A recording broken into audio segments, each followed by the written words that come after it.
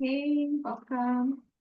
My name is Esther, and this is Neshama Soul Therapy. I am the director and owner of Neshama Soul Therapy, and I'm here to talk a few minutes about mental health and what it looks like when you're dating someone. I actually had a client that I spoke to this morning on a Zoom call, and we discussed about how she's been in a waiting game with a partner for 3 years. Now, my client is now 26 years old, and she's asking me that this is something that is important to her how to proceed. And my response is always, it's really up to you. Do you want to continue being in a relationship with someone that makes a lot of commentary and it goes back to a trauma that they had in their past and they never dealt with it and they took them until you guys broke up to really deal with the trauma. And then what happens is this client was in a waiting period where they broke up, but they're still in a situationship that she claims that they're still together, but they're not really together. There's no label, but they're exclusive to each other. I want to really point out how unhealthy this is when you're looking at longevity in a relationship to put your life on pause for somebody else, and why I say this is unhealthy. If the client that I'm talking about in reference to this situation had loved herself enough to say, hey, it's been a couple of years, I want to move forward, and things are not working in that direction. Is there anything that I can do, or is there anything we could do together to resolve some of these issues? And when the person that they're dating continues to come up with excuses or reasons and didn't do the work unless they had a breakup, that tells you a lot, right? That person is going through an extreme amount of pain, they're suffering, and they need to heal first before they can commit to a relationship. So why is this unhealthy? Well, how long are you going to wait for somebody to get it together? And now when I talk about this in my mindfulness course, I really specify about taking the time to be mindful of who it is you're dating, what are you interested in dating, what is the intent, basically. And so when you have a client that is in a situation, you feel really bad for them. Ultimately, it's their choice. And so we talked about timelines and why they're important. When you get to a point when you're in a relationship and there's commitment, and mental health does come up all the time, I ask you strongly to think about what can you tolerate in a relationship? And if somebody has mental health issues, can you handle this long term down the road? If that's your forever person, are you able to have the patience to understand that they have their time and their need to heal? And maybe if it's meant to be that after they heal, they'll come back to you. When you're dating a person, it's really important to ask these questions in the beginning of the relationship, only because now you know, okay, this person suffers from something. Is this something I can tolerate? Is this something that I can see myself understanding, having empathy for in the future if, God forbid, something happens?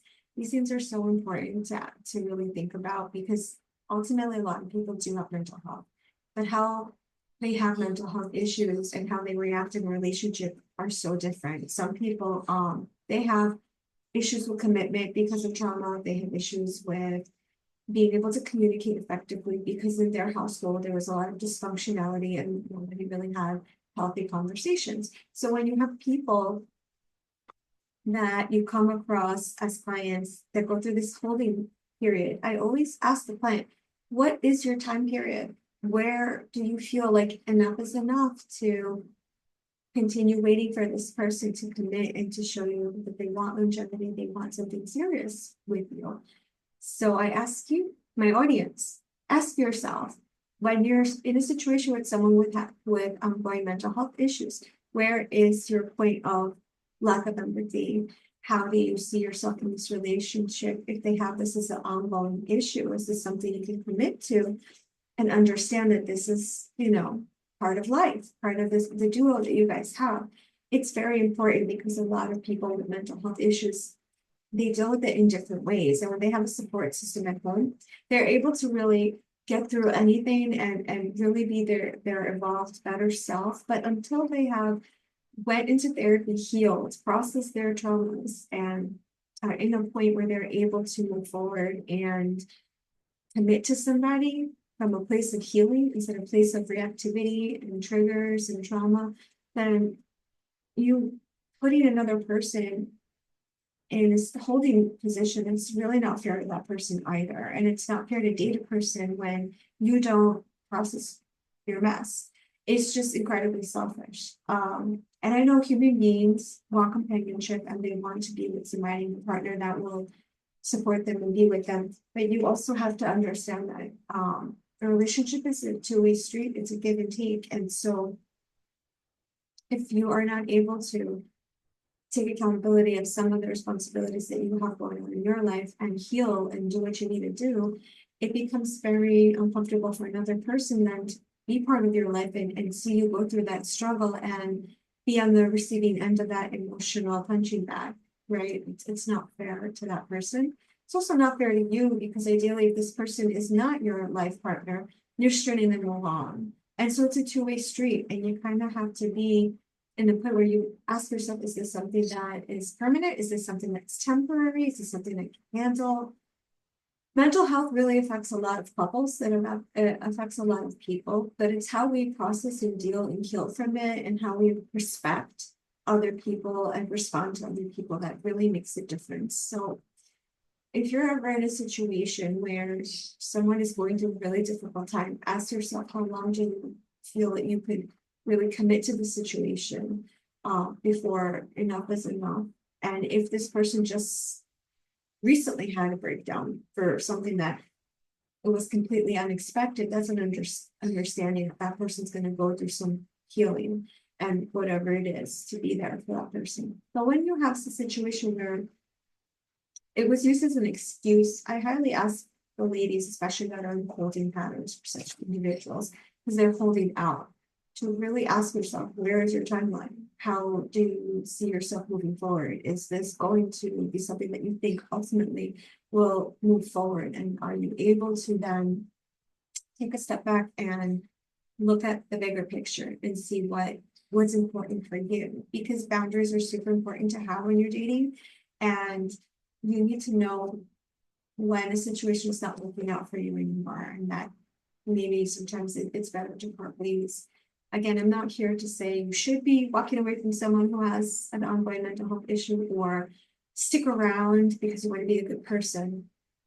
I'm saying make healthy decisions when it comes to dating and asking questions about mental health, about how a person takes care of themselves, how a person responds to stressors and triggers, and how a person lives their life, because ultimately you're going to be with this person for a long time, hopefully. And these are things that are going to come up, and how you handle and respond to those things is the difference between salvaging a relationship or walking away from something that was not for you and never meant to be for you, right?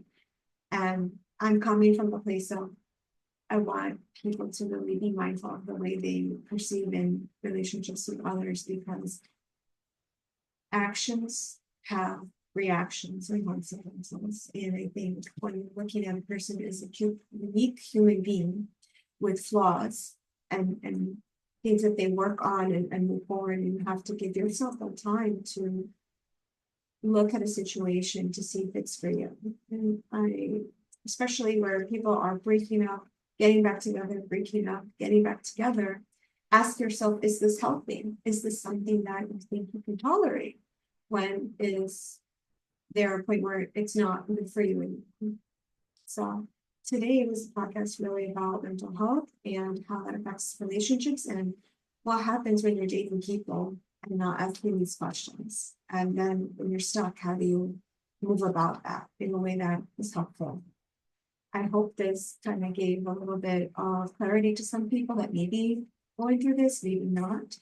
But since I have different clients, I like to share different things that come up, and I'm really sorry. I know it's been a while since I posted, and I'm going to try to get into a pattern of posting something at least once a day about something that I heard that I can share that can maybe help guide somebody in a better way. So this is Esther for now. I'm signing off. You have a wonderful day. Bye.